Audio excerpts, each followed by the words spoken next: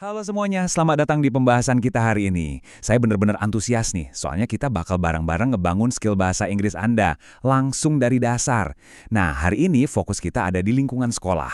Mau Anda ini pemula yang baru banget belajar, atau sekedar pengen nyegerin ingatan, tenang aja. Kita bakal bikin kosakata baru ini langsung nempel di kepala Anda. Yuk, kita mulai. Oke, ini dia peta jalan kita. Kita bakal mulai dari ngenalin benda-benda sekolah, terus bahas lingkungan sekitarnya, habis itu kita susun kata-katanya jadi kalimat sederhana, dan pastinya kita tutup dengan praktek percakapan singkat buat nanya dan jawab. Tapi sebelum masuk lebih jauh, kita harus paham dulu nih dua kata kunci utama buat hari ini. Pertama, school, yang artinya sekolah, dan kedua, lesson, yang artinya pelajaran. Coba dengerin pengucapannya ya. School, lesson. Dua kata ini benar-benar jadi fondasi buat semua materi yang bakal kita obrolin hari ini. Masuk ke bagian pertama, mengenal kosakata benda sekolah. Kita bakal sebutin barang-barang yang, tebakan saya sih, lagi ada di dalam tas Anda sekarang juga. Nah, mari kita mulai dari alat tulis yang paling sering kita pakai. Kita bikin ritmenya agak asik ya, biar gampang diinget. Book itu buku, pensil itu pensil, pen untuk pena. Terus ada eraser alias penghapus. Jujur aja, ini benda yang paling sering hilang secara misterius di kelas kan? Lanjut, ruler itu penggaris, notebook buat buku catatan, marker itu spidol, crayon untuk krayon, dan terakhir sharpener yang berarti rautan. Sekarang kita naik level dikit ke benda-benda yang ukurannya lebih besar atau punya konsep yang lebih luas. Bag itu tas, chair itu kursi. Nah, perhatiin bedanya di sini ya. Table itu meja secara umum, tapi kalau desk itu khusus buat meja belajar. Terus kita punya uniform buat seragam dan computer untuk komputer. Oh, dan pastinya yang satu ini nggak mungkin dilupain sama siswa manapun. Homework alias pekerjaan rumah. Lanjut ke bagian kedua, lingkungan sekolah. Kalau tadi kita fokus ke benda mati, sekarang kita geser dikit ke orang-orang dan tempat yang bikin suasana sekolah itu hidup. Kosakata yang ini bakal sering banget kepake loh. Teacher itu guru, dan student itu siswa. Ruangan tempat kita belajar disebut classroom, dan tempat yang isinya penuh sama buku itu library atau perpustakaan. Jangan lupa juga ada blackboard buat papan tulis kapur yang hitam, dan whiteboard untuk papan putih. Diingat-ingat ya, kata teacher dan library ini soalnya bakal muncul lagi sebentar lagi di contoh kalimat kita. Masuk ke bagian ketiga, menyusun kalimat sederhana. Ini bagian serunya. Kita bakal nyusun kepingan-kepingan kata tadi, jadi satu kalimat utuh yang bisa langsung dipakai. Coba deh, tebak apa arti kalimat pertama ini sebelum saya kasih tahu terjemahannya. This is my book.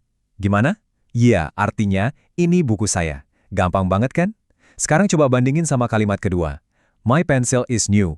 Artinya, pensil saya baru. Ini tuh bener-bener cara paling dasar dan paling ampuh buat ngasih tahu kepemilikan dan kondisi barang Anda. Nah, di sini makin kelihatan jelas gimana kosakata kita mulai bekerja. Masih ingat kata chair dan teacher tadi? Di kalimat ini kita pakai kata-kata itu. The chair is brown, berarti kursi itu berwarna coklat. Di sini kita lagi mendeskripsikan warna. Terus, kalimat the teacher is teaching English, artinya guru sedang mengajar bahasa Inggris. Kita pakai kata-kata ini untuk ngejelasin suatu tindakan yang memang lagi terjadi. Poin pentingnya di sini adalah, coba hubungin kalimat-kalimat ini sama rutinitas harian Anda sendiri. I do my homework at home. Saya mengerjakan pekerjaan rumah di rumah. Hampir semuanya pasti pernah kan ngerasain ini? Terus lihat sebelahnya, I wear my school uniform every Monday. Saya memakai seragam sekolah setiap hari Senin. Kalau Anda ngebayangin rutinitas Anda sendiri pas dengar kalimat ini, dijamin bakal jauh lebih gampang nyangkut di otak. Oke. Bagian keempat, percakapan singkat, khususnya untuk bertanya. Cuma tahu kata-katanya aja nggak cukup dong, kita harus tahu juga gimana cara nanyanya. Coba bayangin situasi ini. Anda lagi di kelas, mau nyatet, tiba-tiba alat tulisnya nggak ada. Pertanyaannya, gimana sih cara nanyain letak barang itu pakai bahasa Inggris? Coba dipikirin dulu sebentar. Yap, ini dia jawabannya. Kalau Anda mau nanya posisi sesuatu, pakai aja kata where. Where is your pencil? Di mana pensilmu? Terus teman Anda mungkin banget bakal jawab, it is in my bag. Pensil itu ada di dalam tas saya. Singkat, padat, dan langsung kena sasaran. Terus, ada lagi nih situasi darurat kelas yang lumrah banget terjadi. Lupa bawa pensil. Terus gimana coba caranya minjem barang ke teman tapi tetap terdengar sopan? Gampang. Anda tinggal pakai frasa ajaib ini. Can I borrow? Jadi kalau digabung, can I borrow your pencil? Bolehkah saya meminjam pensilmu? Nah, kalau posisinya Anda yang lagi minjemin barang, jawablah dengan ramah, "Sure, here you are." Tentu, ini. Frasa ini tuh ngasih kesan yang sopan banget dan bikin obrolan terasa sangat natural. Lanjut ke bagian kelima, menjawab. Setelah pinter nanya, pastinya Anda juga harus bisa dong jawab pertanyaan orang lain dengan pede.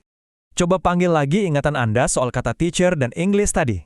Gimana kalau tiba-tiba ada yang nanya, siapa yang ngajar Anda? Atau hari ini lagi belajar apa? Ternyata nyusun jawabannya semudah nyusun balok mainan tadi loh. Kalau ditanya, who is your teacher? Anda bisa dengan santai jawab, my teacher is Mr. John. Guru saya adalah Pak John. Terus kalau ada yang nanya, what do you study today? Anda tinggal jawab, I study English today. Saya belajar bahasa Inggris hari ini. Jelas banget, terstruktur dan pastinya informatif. Nah, sekarang saya punya satu pertanyaan pamungkas nih buat Anda. Pertanyaan yang nggak cuma ngetes bahasa Inggris, tapi juga semangat Anda. Do you like school? Apakah kamu suka sekolah? Kira-kira apa jawaban Anda? Kalau Anda emang enjoy dan menikmati proses belajar kita hari ini, jawabannya pasti kalimat ceria yang satu ini. Yes, I do. Ya, saya suka. Beneran deh. Belajar bahasa Inggris itu bisa jadi sangat menyenangkan kalau kita udah mulai nangkep pola-polanya. Sebelum kita selesai, yuk kita review kilat dulu biar makin hafal. Go to school, pergi ke sekolah. Teaching English, mengajar bahasa Inggris. Studying, belajar. Reading books together, membaca buku bersama.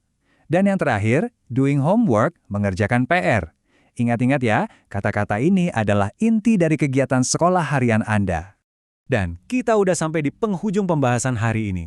Anda udah lihat sendiri kan gimana kosakata dasar itu bisa disulap jadi percakapan sehari-hari yang hidup. Tapi tahu teorinya aja percuma kalau nggak dipakai. Jadi saya kasih tantangan nih buat Anda hari ini. Coba deh lihat sekeliling Anda sekarang. Bisakah Anda sebutin 3 benda aja di dekat Anda pakai bahasa Inggris tanpa nyontek catatan? Ayo terus dipraktekan, tetap semangat belajarnya, dan sampai jumpa di pembahasan kita selanjutnya.